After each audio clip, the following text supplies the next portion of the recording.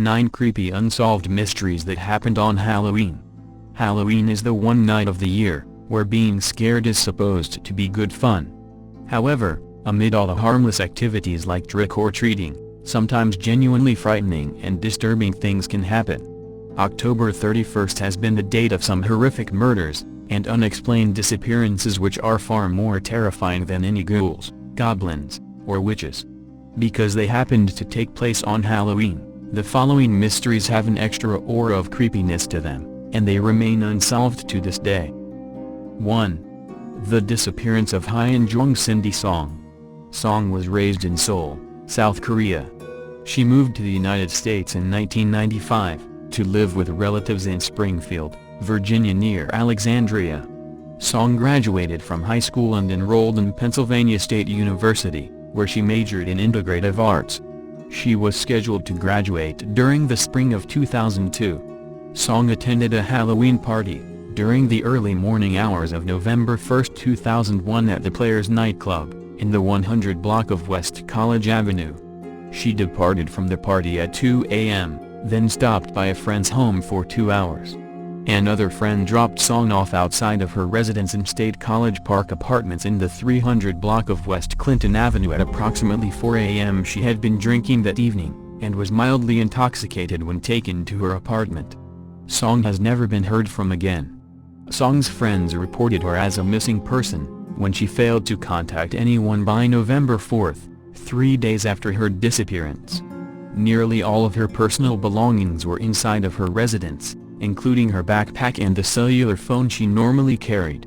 The false eyelashes that Song wore as part of her costume were located inside the apartment. Song's keys and her purse, containing her credit cards and driver's license, were the only items missing from her home. Her cellular phone was turned off. She did not place any phone calls from her apartment after returning home, nor was there any indication of a struggle or foul play at the scene. Song did not have any travel plans in November 2002. Her loved ones stated that it is uncharacteristic of her to leave without warning. They also maintained that she was not suffering from any personal problems at the time of her disappearance. There has been no activity on her credit cards since her disappearance. Song broke up with her boyfriend a month before her disappearance, and her family members speculated that she might have chosen to leave or commit suicide as a result, but her roommates say she was getting over the breakup and was not depressed about it. Some people speculated that Song was abducted from her apartment, while others theorized that she may have been taken after walking to a nearby store, something she often did. There are few clues in Song's case. Police investigated the possibility that Song's disappearance was drug-related. Her diary entries indicate that she and her friends experimented with marijuana and ecstasy. However, there is no evidence that Song used drugs on the night of her disappearance, and the drug theory was eventually discarded. Authorities received a tip from a woman in Philadelphia, Pennsylvania, nearly 200 miles from Song's apartment, shortly after Song disappeared. The witness claimed that she saw a woman matching Song's description inside a vehicle with an unidentified male in the city's Chinatown district. The witness said that the woman called for help, but the man interrupted her and told the witness to leave. Investigators said that the witness's story changed several times, and they have been unable to verify her statements. Authorities are continuing to attempt to identify the man allegedly seen by the woman. He is described as having an olive or light brown complexion with medium-length hair. Investigators stated that the man is not a suspect in Song's case, but they would like to question him. There has been some speculation that Song's disappearance was related to the disappearances of Joshua Gammond, Erica Dahlquist, Chris Jenkins, and Michael Noel. All four are college-aged people who disappeared around the same time of year as Song, all after attending parties as Song had, but 1 year later, and in the Minnesota, Wisconsin area. Photographs of Jenkins, Dahlquist and Noel are posted below this case summary. Jenkins and Noel were both discovered deceased in bodies of water after their disappearances. No one has been charged in connection with their deaths. Dahlquist, 21, disappeared from Brainerd, Minnesota on October 30, 2002. Her remains were found on May 15, 2004 on property owned by the grandparents of William Jean Myers, a longtime suspect in her case. He was charged with second-degree murder in connection with her death. The disappearances of the four Minnesotans are not thought to be related to each other, however, despite the similarities in their cases. Authorities from the relevant jurisdictions discussed the possibility that Song's case was related to the Minnesota cases, but this is not thought to be likely. Another possible lead was investigated, when bank robber Hugo Marcus Selensky was arrested, and several sets of human remains, believed to be from between 5 and 12 people, were found in his backyard. None of the remains were from Song. Selensky told police that he and another man, Michael Jason Kurkowski Jr., saw Song on the night of her disappearance, mistook her for a prostitute, and kidnapped her and kept her imprisoned in a walk-in safe in his home until she died. He says they then buried Song's body in Luzerne County, Pennsylvania. Kurkowski could not confirm or deny Selensky's account because he was one of the people buried in Selensky's backyard. He said he killed Kurkowski after learning that he had kept Song's bunny ears as a souvenir of the crime. One of Selensky's friends, however, told police that Selensky had boasted of the murder to him. Investigators have been unable to prove of Selensky's involvement in Song's disappearance, but they have not ruled him out as a suspect either. He was acquitted of the murder charges against him, but was convicted of 2 counts of abuse of a corpse in March 2006. One of Selensky's known associates was Stephen Allen Martin, who is considered a person of interest in the case of another Pennsylvania woman, Phyllis Thomas. Martin was incarcerated on unrelated charges when he committed suicide in 2004. He was never charged in connection with Thomas and Barzilowski's disappearances. Selensky has not been linked to either woman's case, other than through his friendship with Martin. Minority groups on the college campus criticized both law enforcement and university officials for the lack of progress in Song's case. Authorities stated that they have investigated every lead in her disappearance, but there is minimal evidence. Song's family, who traveled from South Korea to the United States after her disappearance, cleaned her apartment shortly after the initial police search, inadvertently destroying what physical evidence there might have been there. Song's case remains unsolved. 2. The murder of Nima Louise Carter. On Halloween night in 1977, the parents of 19-month-old Nima Louise Carter placed their child inside her crib at their Lawton, Oklahoma home. The next morning, Nima's parents were shocked to discover that she was missing. Since the windows in Nima's bedroom were locked, it's theorized that her abductor had been hiding in the closet and sneaked the child out of the house while her parents were sleeping in the living room. A month later, a group of kids were playing in an abandoned house 4 blocks away from the Carter home. When they opened up the house's refrigerator, they received a horrifying shock when the decomposed body of an infant came tumbling out. The child was identified as Nima Louise Carter, who died of suffocation. A similar crime had occurred in Lawton in April 1976, when a pair of 3-year-old twin sisters, Mary and Tina Carpenter, were lured out of their home by a young woman, and forcibly confined inside a refrigerator at another abandoned house. When the sisters were found 2 days later, Mary had suffocated, but Tina managed to survive. Tina identified her abductor as a local teenage babysitter named Jacqueline Rabidks. However, the child's age made her testimony unreliable, and there wasn't enough corroborating evidence to file charges at that time. Jacqueline Rabidks eventually became a babysitter for Nima Louise Carter. She was an obvious suspect after Nima's murder, but once again, there was no evidence to implicate her. The retrial of Jackie M. Rabidks, accused of first-degree murder in the 1976 suffocation of a 3-year-old Lawton girl, begins Monday in Comanche County District Court here. A 4-week trial early last year involving testimony from 64 witnesses ended in a mistrial, when the jury could not reach a verdict. Comanche County District Attorney Dick W. Tannery said the investigations of the girl's suffocation, and a similar infant death in 1977, have been the most extensive in the county's history. Ms. Rabidks, who was charged in October 1979, is accused of locking Mary Elizabeth Carpenter and her twin sister, Augustine Lena Tina car picture, in an abandoned refrigerator in April 1976. Tina survived. The children had disappeared from their maternal grandmother's home. Tina and the body of her twin sister were found 2 days later, after other children playing nearby heard Tina's cries. She said she stayed alive by breathing through a small hole in the refrigerator. Tina, now 10 years old, has been asked 13 times to recall in court her ordeal in the refrigerator. She testified before 3 judges in an adult certification hearing, a preliminary hearing and the first trial. She is expected to be the key witness for the prosecution again. Tannery said the state also alleges Miss Rabidks is responsible for the death of 19-month-old Nima Louise Carter, who was abducted from her Lawton home in October 1977.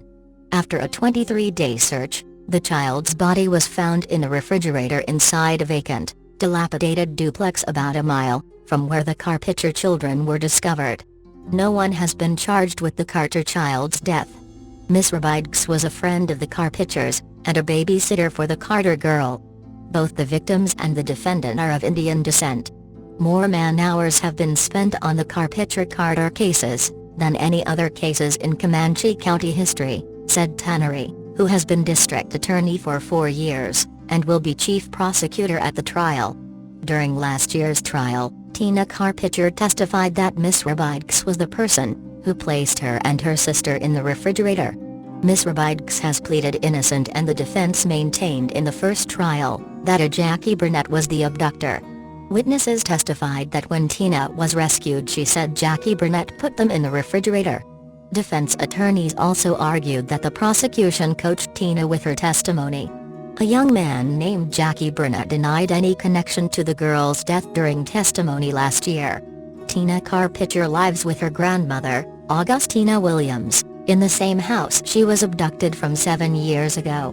Miss Rabidks, 24, now has a 3-year-old boy and is living with her mother, Sherry Rabidks, her grandmother, Winnie Halou, and other relatives in Lawton. She is free on $45,000 bond. Her court-appointed attorney, Taylor Stein, said Miss Rabidks cares for her mother and grandmother, who are in poor health, and is living on welfare payments. Garvin A. Isaacs, of Oklahoma City, defended Miss Rabidks during the first trial. He withdrew from the case in February 1982, after District Judge J. Winston Raburn declared a mistrial. Isaacs said Miss Rabidks was indigent and was unable to pay him. District Judge Jack Brock, who will hear the case, has asked the lawyers to try to present all witnesses within a week. In addition, both sides have agreed not to produce testimony involving bite marks on Mary Elizabeth Carpenter. The prosecution had alleged that the bite marks found on the victim were the defendant's. As part of the investigation last year, the court ordered the victim's body exhumed so that an impression of her mouth could be made. Tannery said jurors had said after the trial that 3 days of testimony from both sides about the dental impression was inconclusive. Although Miss Rabidks was a juvenile at the time the crime was committed, she has been certified by the courts to be tried as an adult. Years later, Rabidks was finally charged with Mary Carpenter's murder and given a life sentence. She died in prison of liver cancer in 2005, but never admitted to the still unsolved murder of Nima Louise Carter. 3. The murder of Highin Vice.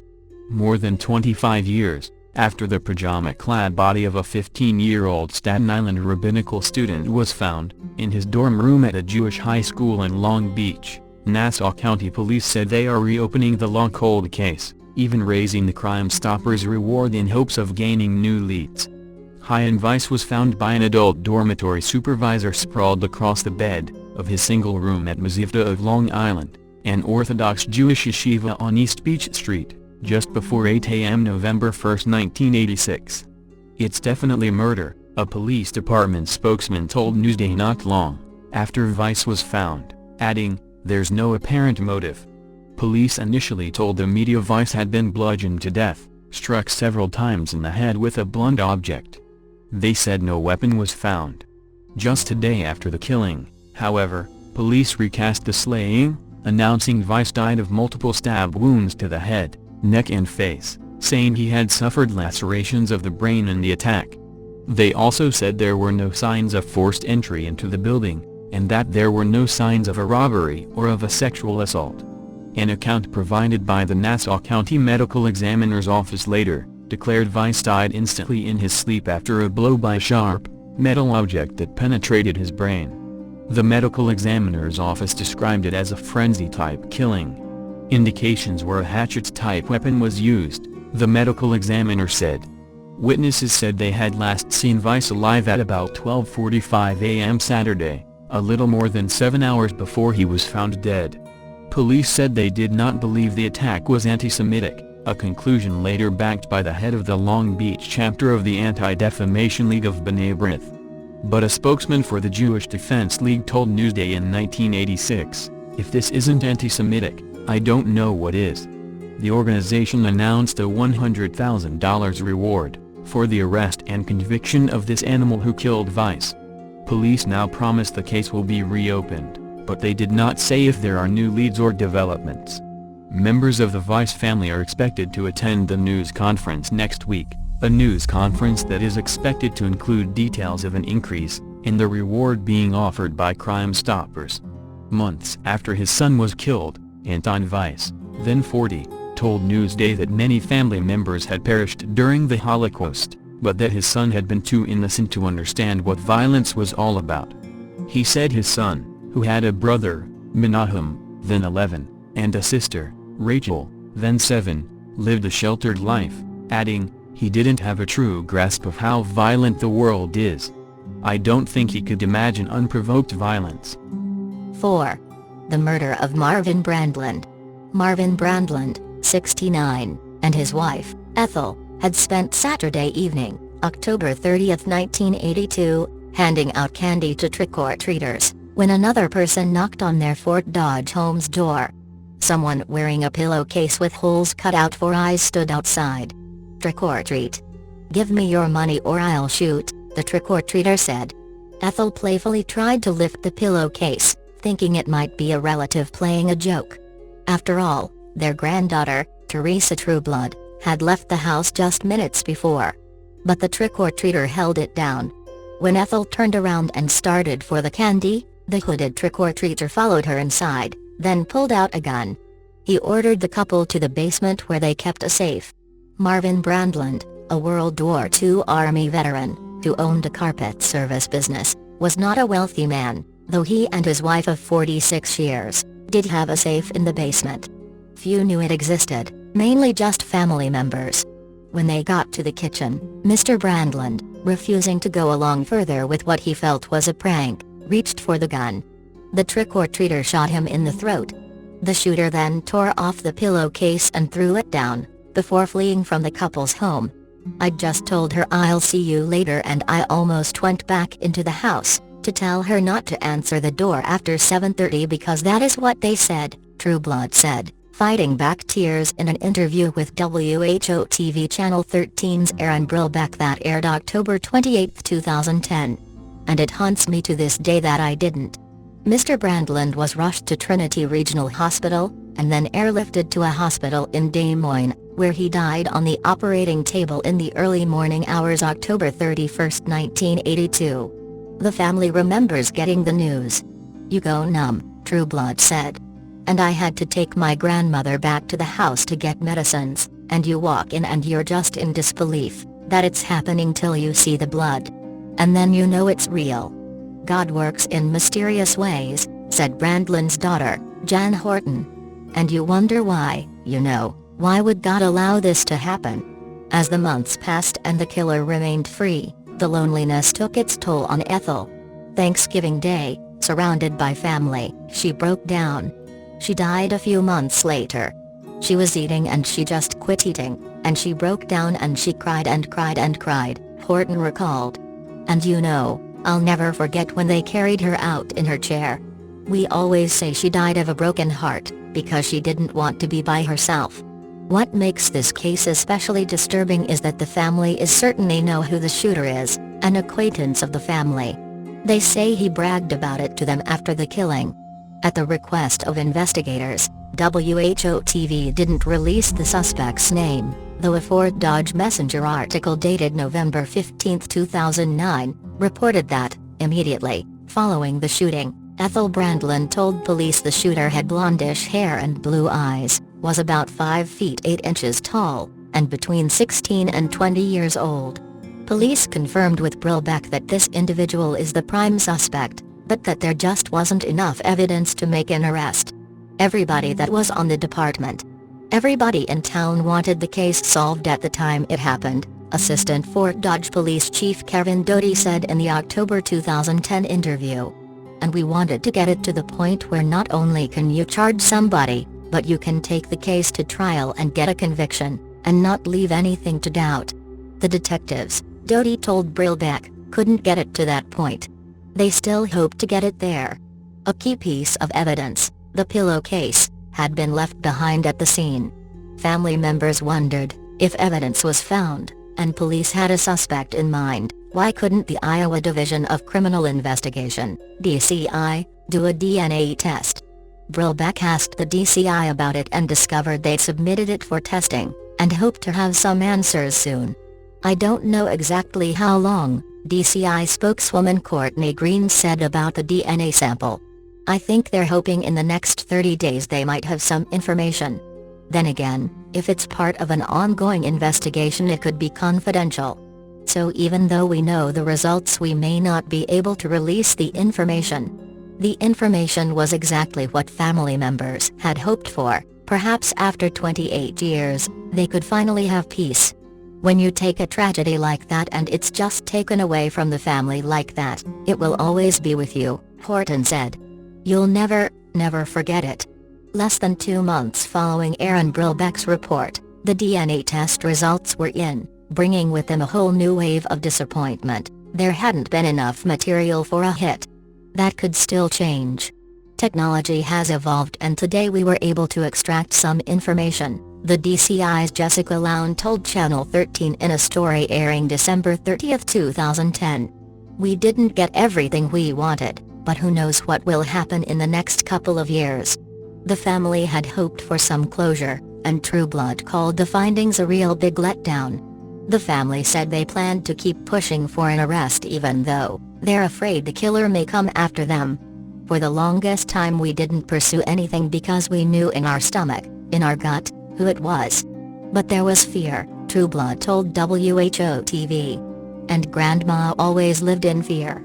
But I know they would want it solved. They'd want us safe. And, True Blood says, we owe it to them. 5. The death of the Key West newborn. Early Halloween morning, in 2004, a baby girl was born prematurely to a young mother, in the lobby restroom of a luxury Key West hotel. But instead of that girl celebrating her 8th birthday Wednesday, maybe in a princess costume or as a cute pumpkin, she is cold case number 104010438.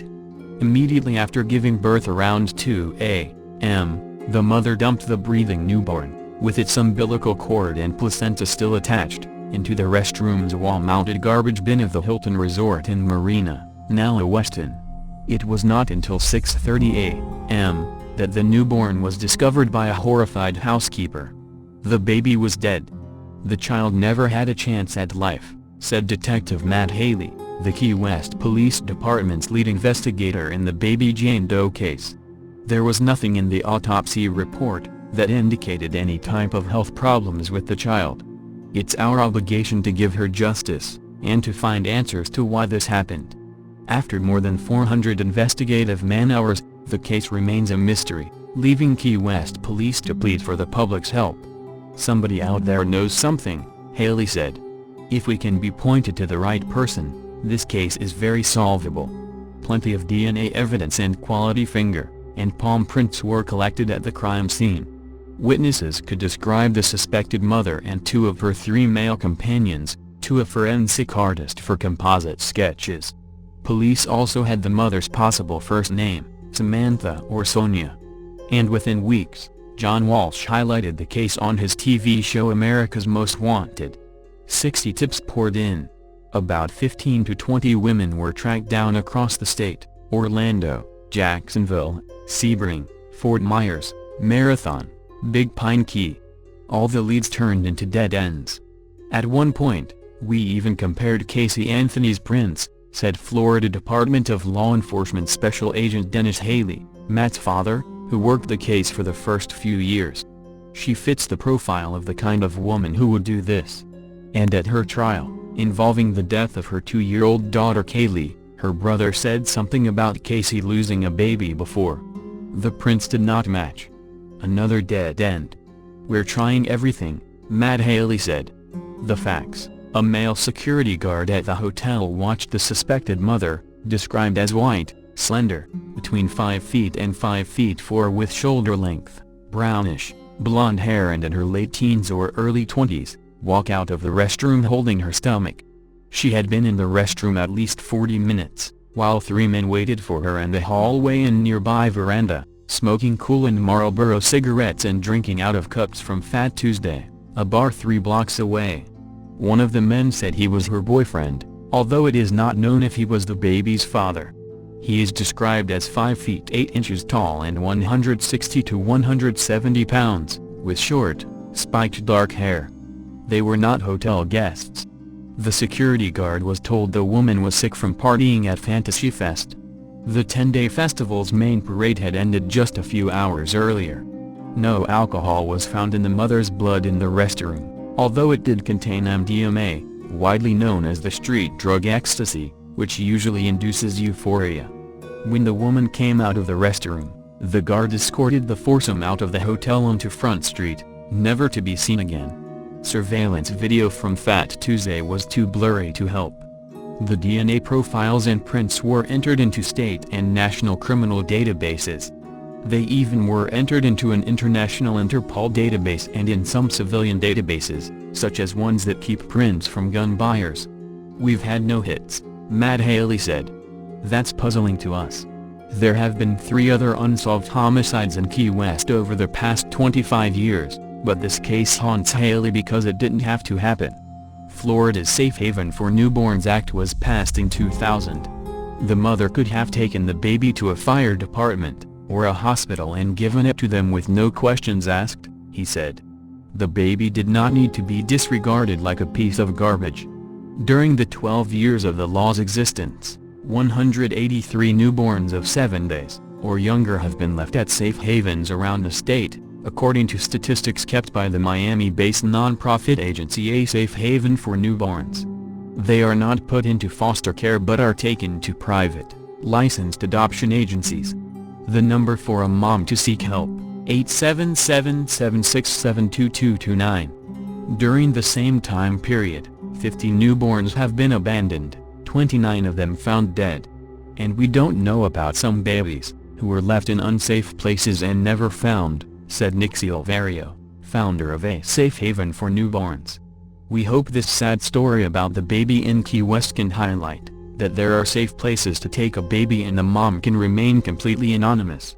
Since 2000, in Broward and Miami-Dade counties, 45 newborns have been left at safe havens and 14 babies have been abandoned.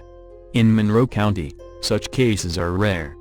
During the past 12 years, no babies have been left at a safe haven, and there was only one other known case of an abandonment. In 2003, a dead newborn was found in a room at the Radisson Hotel in Key West. The mother, a North Carolina college student, was easily tracked down using rental car records. She was charged with manslaughter. The Key West Police Department is currently comparing DNA with a homeless woman who was arrested on charges she dumped her newborn into a Fort Lauderdale hotel trash bin 2 months ago. But Haley talked with the lead investigator and does not think it is the same woman. "We're looking for new leads," Haley said. "If anybody knows of someone who was pregnant in October 2004, and maybe went to Key West and all of a sudden was not pregnant anymore and, you don't know where the baby has gone. Maybe she said she lost the child. Maybe she said she gave the child up for adoption." 6. The mysterious death of Chris Jenkins. At the age of 21, Christopher Jenkins appeared to have everything going for him. The University of Minnesota senior was good-looking, had a near-perfect grade point average and had a future in business. Then, suddenly, he vanished. He was last seen celebrating Halloween at a bar in downtown Minneapolis, Minnesota, in 2002. Jenkins' friends said he left about midnight. 4 months later, his body was found in the Mississippi River, still wearing his Halloween costume. Minneapolis police classified the drowning as accidental.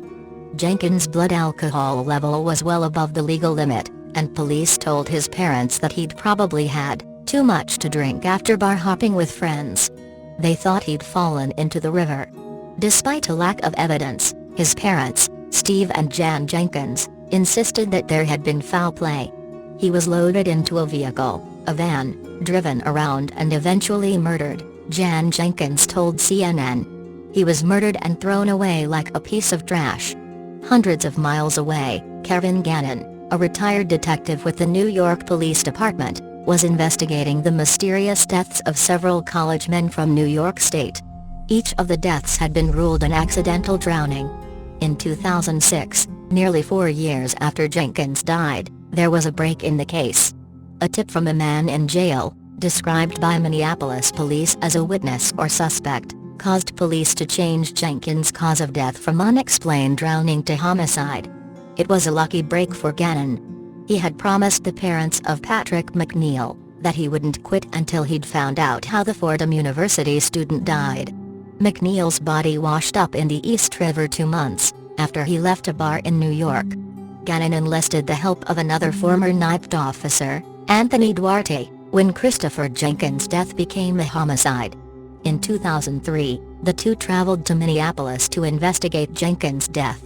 They learned about a string of student drowning deaths, many of them involving young men, who attended colleges along the Interstate 94 corridor in the Midwest, in Minnesota, Wisconsin and Iowa. 9 of the deceased attended the University of La Crosse, in Wisconsin. 3 attended colleges in New York State. In all, the investigators say they've connected the bizarre drowning deaths of at least 40 college-age men across the country. The 2 detectives believe that in each case, and in others they investigated, the men were drugged, and then their bodies were slipped, or tossed into the water to make it appear as if they'd drowned. Why would the killer or killers put the bodies in the water? The effect of water on evidence makes for an almost perfect crime, Duarte said. Not only does it make it appear like an accidental drowning instead of a murder, but the water frequently washes away key pieces of evidence such as fingerprints and fibers, so the killer can't be identified. Together, the 2 detectives began mapping out the drowning deaths and working the case backward. Instead of focusing on where the bodies had been found, they used GPS devices and tracked river flow patterns and water levels to figure out where the bodies entered the water. As Gannon and Duarte investigated the deaths, they began to see a trend. The cases spanned 25 cities in 11 states, and at least some of them were connected by a creepy symbol left near the water's edge, a smiley face painted on trees and other surfaces. The detectives believe that the smiley faces were left by the killer or killers. They varied in size, with each face more haunting than the next. The most sinister was found in Iowa. It was drawn in red with a devil's horns. Next to the smiley face was a note that read, "Evil happy smiley face man." Asked whether he believed there was a hidden message in the smiley faces, Duarte told CNN, "The message is, they're taunting the police." Duarte and Gannon said they found 12 other matching symbols similar to gang graffiti. But, to protect their investigation, they wouldn't describe them in detail. The detectives say the string of deaths could be the work of more than one killer, because some of them took place on the same day in different states. It's so widespread. We have so many different victims in so many different areas, Duarte said. It would, in my view, be impossible to be one person. The detectives also believe the victims were targeted. All of the young men were popular, athletic and good students. Who would commit this type of crime? The type of person that would be the opposite, not smart, someone not good in school, maybe doesn't have a job, not popular, Duarte said. Gannon and Duarte believe that the young men were drugged to weaken them, and given a substance that couldn't be detected by an autopsy. I believe these young men are being abducted by individuals in the bars, taken out, at some point held for a period of time before they're entered into the water, Gannon said. He also believes the victims were abused mentally, and sometimes physically before they were killed. This is a chance for them to have power and control over somebody else and manipulate. The fear of death is just as important as the act of death itself, Gannon said. Minneapolis police are not convinced that Jenkins' death was the work of a serial killer. Although we have collaborated with investigators from the FBI and communicated with other jurisdictions in which similar drowning deaths have occurred, we can neither confirm nor endorse the smiley face murders theory currently being publicized, the department said. The FBI also has its doubts. To date, we have not developed any evidence to support links between these tragic deaths, or any evidence substantiating the theory that these deaths are the work of a serial killer or killers. The vast majority of these instances appear to be alcohol-related drowning, the Bureau said in a statement. Still, Gannon and Duarte are concerned that the killing could continue. They say whoever killed Jenkins might already be stalking other college students. Unless you've been out there to the scenes to evaluate them yourself, if you haven't done that, you're basically Monday morning quarterbacking, Gannon argued. Duarte thinks local police forces did not investigate the cases adequately, and that the FBI could have done more, too. I don't think any of them went out to the field and beat the bushes, he said. 7. The disappearance of Stephen Damon. Stephen was last seen at a supermarket in East Meadow, Long Island, New York on October 31, 1955. The establishment was a block and a half from his home. He had gone there with his mother and 7-month-old sister. Stephen's mother left him and his sister, who was in a carriage, outside the supermarket for about 10 minutes while she shopped for bread. When she came out, both children were gone.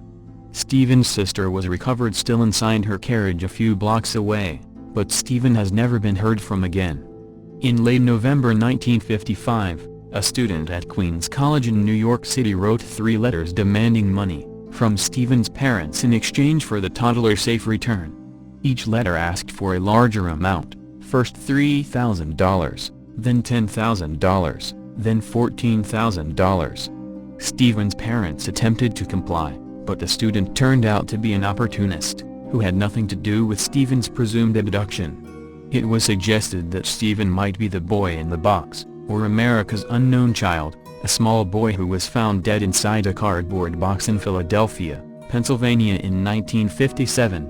They both were blonde and blue-eyed, and both had the same scars, but the unidentified boy did not have a healed arm fracture, as Stephen had, and Stephen's footprints, taken when he was a baby, did not match the Philadelphia child.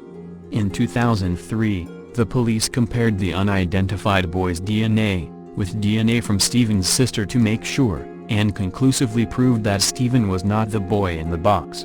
The child remains unidentified in spite of a major investigative effort that continues today. Stephen is originally from Iowa. His father was in the Air Force in 1955, and the family was stationed on Long Island. His father left the Air Force a few months after Stephen's abduction, and the family returned to Iowa. His parents divorced in 1957, and both of them later remarried. His father still lives in Iowa, and had 2 sons by his second marriage. His mother now lives in Missouri. The case received additional media attention in 2009, when a Michigan man claimed he was Stephen, but DNA tests ruled out this possibility. There is very little evidence available to indicate Stephen's fate, and his case remains unsolved. 8. The identity of orange socks. For the past 38 years, the woman found dead in a concrete culvert along Interstate 35 has been known simply as Orange Socks. The Texas Department of Public Safety is once again asking the public for help to identify the woman whose slaying landed the notorious Henry Lee Lucas on death row. "Someone somewhere knows who this young woman was," said Heidi Fisher, program supervisor for the Department of Public Safety's Missing Persons Clearinghouse. "We want to find out who she is and be able to finally give her a real name, not a nickname. We want to know who her family is, and we want her family to know what happened to her," Fisher said. Lucas, who once confessed to 600 murders nationwide but later recanted them all, was convicted in 1984 of strangling Orange Socks, so named by investigators because that was the only clothing she wore when she was found. Her body was dumped near Georgetown, about 35 miles north of Austin in Williamson County, on Halloween 1979. No witnesses or physical evidence linked Lucas to the crime, but he confessed 4 times. A jury in San Angelo convicted him and sentenced him to die. Although he had 8 other murder convictions in Texas and 1 in West Virginia, only the Orange Socks case produced a death sentence. Doubts were later raised about Lucas' confession, after news reports and an attorney general's investigation indicated he might have been in Florida at the time she was killed. Then Governor George W. Bush commuted Lucas' sentence to life in prison in 1998. Lucas died in prison in 2001. Texas officials are again releasing a 1990 drawing of Orange Socks along with a detailed drawing of an elongated, oval-shaped ring made of abalone shell and silver that she was wearing. There are few details to provide about Orange Socks. She was white, in her mid-20s, 5 feet 9 inches tall and weighed 135 to 140 pounds. She had brown hair with a reddish tint, hazel eyes and pierced ears. Her teeth were in good condition with no evidence of dental work. Lucas gave what he thought her name was in his signed confession in 1983. "I think her name was Joni or Judy, I don't remember exactly," he wrote. Tricia Blake, a researcher at the Missing Persons Clearinghouse, said investigators don't put much stock in that given Lucas' track record of potentially misleading statements. He confessed to all kinds of things. "When we do have a lead that comes in and the name pops up, the hackles go up a bit, but we're certainly not limiting it to a name," she said. Investigators have put out the call for information twice before, in 1998 before Lucas' pending execution and again in 2001. The Orange Socks case was profiled twice on the America's Most Wanted television program, and hundreds of leads came in from around the country. The most promising was a call last year from California. A woman and her brother-in-law saw the drawing of Orange Socks on the internet. The woman told Texas authorities her sister had been missing, since traveling to Texas in the late 70s with an abusive boyfriend. Investigators got excited when a picture of the missing woman looked like Orange Socks, but DNA analysis proved it wasn't her. Orange Socks remains buried in a grave marked Unidentified Woman in Georgetown, and Blake said the case will remain open until she is identified. Every lead will be investigated. 9. The Walker County Jane Doe. On the morning of November 1, 1980, a truck driver discovered the nude body of a teenage girl, next to Interstate 45 just outside of Huntsville in Walker County, Texas. The victim had been sexually assaulted before she was beaten and strangled to death. Since the young girl was never identified, she was simply to become known as the Walker County Jane Doe. It's estimated that she had been murdered several hours before her discovery, and a potentially interesting backstory began to emerge for this girl, when witnesses came forward to report their interactions with her on Halloween night. 37 years later and it is still unknown who she is. The police determined from witnesses that prior to her death she was asking for directions to the Ellis Prison Farm. Where she was found was about 14 miles from there. On December 12, 2015, a photo from the 1980s showing a 14-year-old girl named Kathleen from Corpus Christi, Texas surfaced from siblings who met the girl at a motel in Beesville, Texas. She told them that she wanted to go see her friend, who was in Sugarland prison. The brother and sister made friends with the girl over the course of a few days, while staying in the same motel. They remember that the photo had to have been sometime in 1980 after April. At first the brother thought the motel was in Richmond, Texas. But on further thought, they said it might have been in Beeville. They found on Google Maps a motel on 3764 North St. Mary's Street in Beeville, now called the Esquire Inn, that they believe to be the same motel. She remembers that the motel was owned by a Korean family. The girl was staying with a couple, who may have been in their mid-30s. She told the brother and sister that she was a runaway, and that she was from Corpus Christi. The girl also mentioned to the brother that she was heading to visit an inmate at the Sugarland prison, although the sister couldn't confirm this.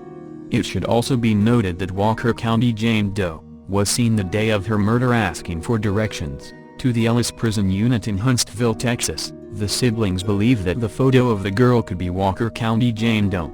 There was a few people that stated they saw a young girl that was asking directions to the prison, that was wearing a yellow shirt and white sweater with a necklace with a smoky stone. The manager of a gas station positively identified the victim as a girl who came into the gas station on Halloween around 6:30 p.m. The manager said someone in a 1973 or 1974 blue Chevrolet dropped her off. The description of the clothes were blue jeans, yellow t-shirt, white sweater and carrying high-heeled sandals.